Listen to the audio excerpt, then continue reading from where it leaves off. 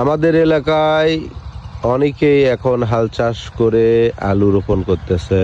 আর any দেখেন already আলু হয়ে গেছে, আর কিছুদিন পরেই কিন্তু আলু নেমে যাবে। আপনারা দেখেছেন আমাদের নবান্ন মেলায় 1 কেজি আলুর দাম 500, অথচ 1 বস্তা আলুর দাম 500 কেজি বাই আপনার 1 বস্তা সমান সমান রেট। কেন হয়?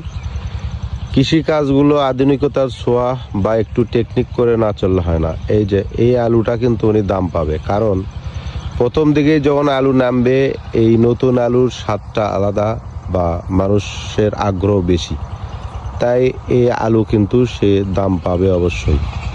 আর এভাবেই যারা চাষাবাদ করে তারা কিন্তু ঠিকই একটা ভালো দাম পায় বা সফলতার মুখ দেখে। কিন্তু যারা গতানুগতিক পদ্ধতিতে চাষবাস করে তারাই কিন্তু ঠিক মতো মূল্য পায় না বা লসের সম্মুখীন হয়। আপনারা এটাকে কিভাবে দেখছেন? আপনার এলাকায় যারা আগাম যে কোনো ফসল করে সেই ফসলগুলো আসলে কতটুকু দাম পায় বা পায় না, এরকম কোনো কিছু কমেন্ট থাকলে অবশ্যই আমাকে জানাবেন। ধন্যবাদ সবাইকে। ভালো থাকবেন, সুস্থ থাকবেন।